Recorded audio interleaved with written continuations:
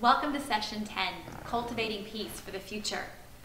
I can't believe that this is our last meeting together, that we've gone through 10 whole weeks of intensive study into God's plan for your life. Sometimes I look at this and go, how on earth did we get here already? But here we are in our last session, and it is my biggest desire to help you take what we've learned in these past 10 weeks and carry it with you for the rest of your life. This is not something we just did as a Bible study, say, okay, we've done, and we're moving on to something else. While I do want you to continue growing and do want you to continue doing other studies, there are hundreds of them out there, I don't want you to forget the material that we have learned.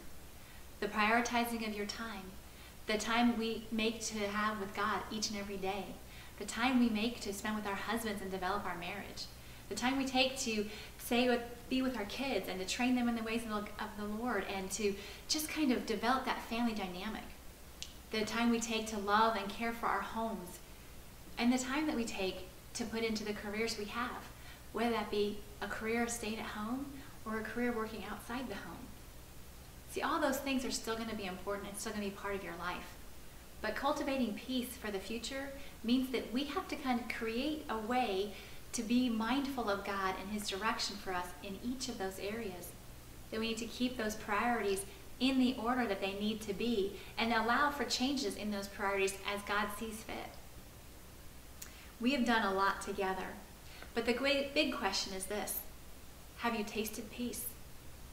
Have you allowed God to have complete control in one or more of the areas of your life and rested in that and felt His peace develop for you? I hope you have. Here's some things to kind of think about. Have you chosen to follow God? Have you said to Him, you know what?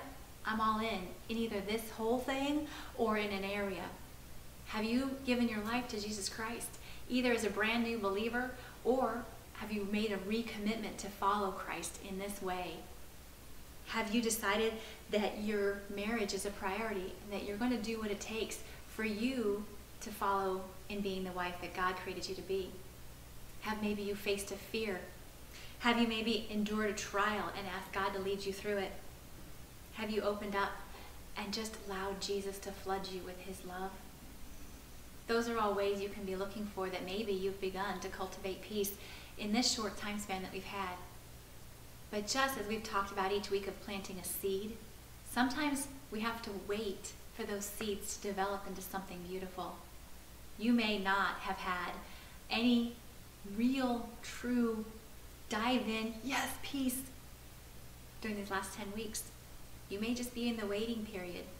See, God gave me the metaphor to plant seeds for a reason.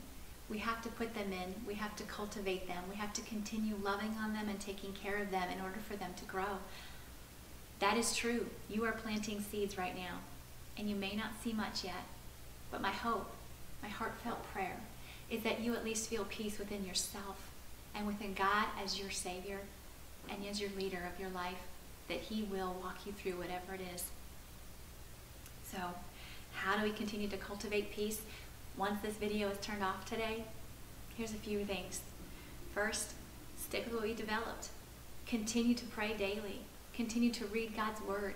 Continue to get involved in memorizing Scripture and reciting it to yourself and, if appropriate, with others in your life. Continue to track your time. The schedule trackers are always on our website. You can download as many of those as you need. Find another calendar system that you like if you like the pen and paper kind. If you don't, develop one of the ones that are online. I use the Google Calendar, but there are hundreds of them out there that you can use to keep track of your time. Set goals. That's what this whole session was about, though, wasn't it? It was setting goals. And I hope that it was an eye-opening way to view goals, that it's not just about whatever you think is broken and you want to fix it, like I want to lose weight or I want to make sure I do A, B, and C during this year. But these are goals that are focused on what God might have in store for you. They're not goals to do something just because you want it to be fixed, but they're goals based on waiting and watching what God is doing in your life and being willing to follow Him in it. See, goals that we may have set in the past that were based on our own strength, our own current circumstances, our own current understanding of what was going on in our lives, probably didn't get fulfilled. It takes a lot to fulfill a goal. But you know what? When we allow God to do it, when we ask Him for His strength, when we ask Him for His understanding, and we wait on His timing of it all, those goals can be realized. Often we set goals for things like has to be done this week or this month or this year. God's goals for you may take the rest of your lifetime. Are you willing to let Him dictate that for you? I hope that you are, because I'll tell you what, I used to set goals all the time and feel like a miserable failure when I couldn't achieve them. Like somehow there's something wrong with me for not being able to stick with them. But sometimes those goal fulfillments don't come when I want them to come. Sometimes they come a lot longer, and that's okay. There are a lot of benefits in planning goals. And while I will always tell you that God's plan is not necessarily fully visible to us at this time, we do kind of say, okay, what's been going on in your life? What do you think that might be that God's telling you? And what can you do to kind of walk to the next step? But taking the time to visualize what God has for you is a great way to begin. What really is the desire and longing on your heart for you as a woman? Do you want to feel certain things different in your life? Ask God to help you develop that. How about those longings for you as a Christ follower or as a woman trying to figure out, is Christ for you? What could that look like for you if it actually happened? What could it look like if you have cultivated peace in your marriage, or if you have a level of peace in your family that you didn't have before, or in taking care of your home, or even in the career that you have? What would that look like? Look back at the schedule trackers. Look back at your personal reflection questions. Take some time and say, God, what are you saying to me about this area? And invite Him to kind of help you see what to do next.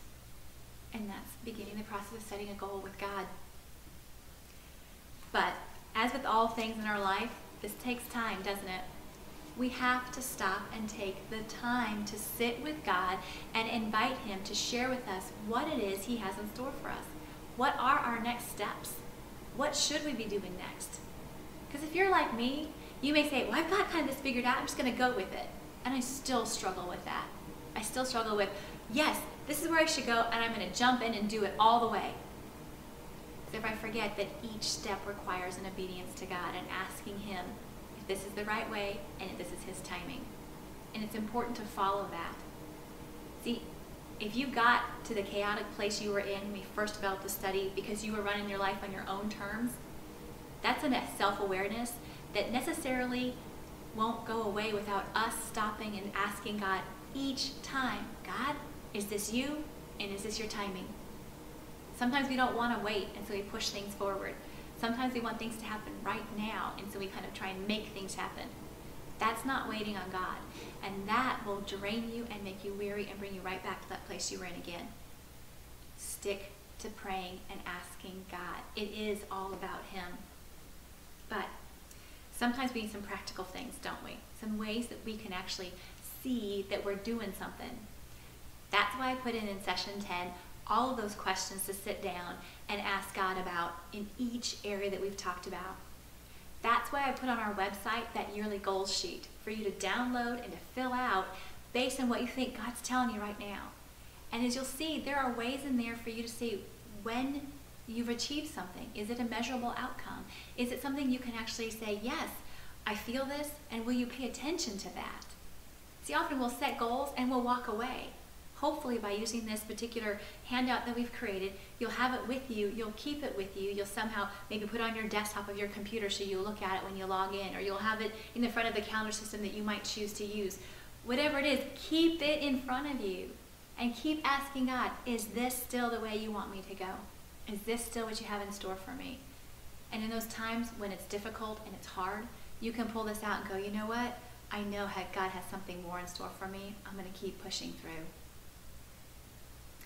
But it's time now to take a rest. So we've talked a lot about all the things that we can be doing to change, all the things we can be doing to listen to God, all the things we can be doing, right? And some of you may be going, oh my gosh, there's a lot to do. It doesn't have to happen this second. It doesn't have to happen this month. But don't put it off. Take the time to ask God what to do and allow Him to dictate when that happens. Most of us are conditioned to have this goal-setting time. We start at the beginning of a school year when everything's fresh and new, possibly. Or we begin at the beginning of a calendar year in October. Or maybe your company, if you're working for a company, has a certain calendar year that they operate for their budget. And when that ends, everything ends, and then you start over anew. We have those normal systems that we kind of operate under. But with God, we don't have to follow that. We can make the changes we need to make. And we can start today, but they can take longer than a year too. And that's all right. It doesn't mean that you somehow haven't achieved it if come this time next year you're still working on something, right? I know that's a lot to take in, and there's a lot to do, but God is with you. And I want to say thank you. Thank you for sitting in and watching these videos. Thank you for picking up the book and working through the study. If you're a facilitator, thank you for inviting women into your home or being willing to take on facilitating a group at your church or wherever you might be. It's been an honor to pray for you. It's been an honor to be a part of your life just by thinking about you on a daily basis and what you might be going through. This story, this study, came from my personal testimony, came from my life. I invite you now to consider sharing what you have experienced. What chaos have you endured? What struggle have you faced? What woman in your life can you encourage by sharing how God has shown up for you? What struggle are you in the middle in? What struggle are you trying to ask God to help you with? What struggle are you waiting for God to deliver you from? Share those as well. Because I guarantee you, if you've been helped by my sharing of my story, somebody will be helped by you sharing yours.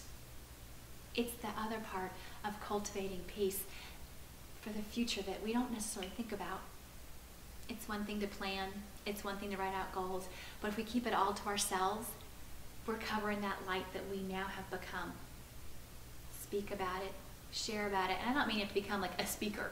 Just if a girlfriend asks, if she shares her struggle, say, you know what, I know what that's like. I struggle too. That's part of keeping our peace.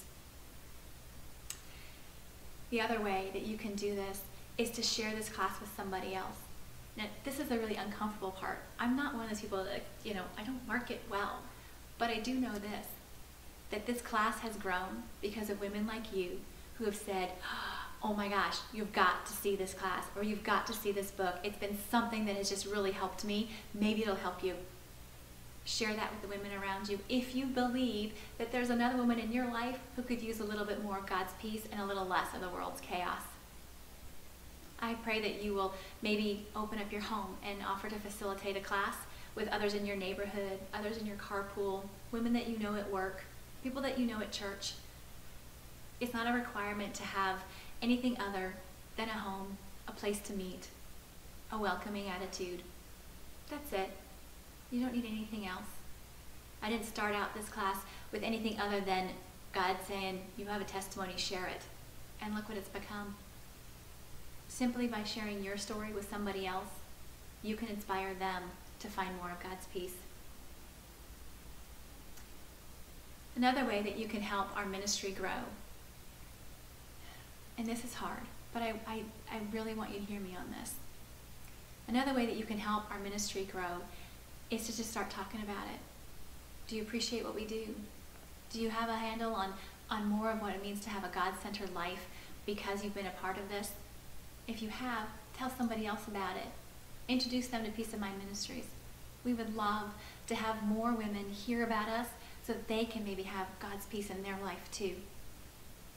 When God first laid this upon my heart to not only share the story, but to turn this into a ministry, to spread his message, it was with a heart full of love for every single woman that I came in contact with. I can't help now but talk to a woman who I feel is stressed out and say, oh my gosh, hold on, God's got a way for peace. Let me share with you my story. If you're feeling that way too, direct them to our site. Maybe they'll get some help this way too. Overall though, cultivating peace for your future means that you stick close to God. It means you hold on tight no matter what conflict you might be walking through, no matter what chaos may be swirling around. You stick close to him, you walk with him, and you trust him. As always, ladies, I am praying for you. But if there's ever something that you need, a question on your heart, a desire that you're not quite sure what to do about, please feel free to contact me through our website. I would love to hear from you. If you found peace in this study, if something has happened to you that you just can't stop talking about because it's so wonderful, I'd love to hear that too. You make my day when you share with me your stories. It lets me know that what I've done is more than just for my benefit in getting closer to God, but it is for your benefit too. Thank you so much, and I am always praying for you.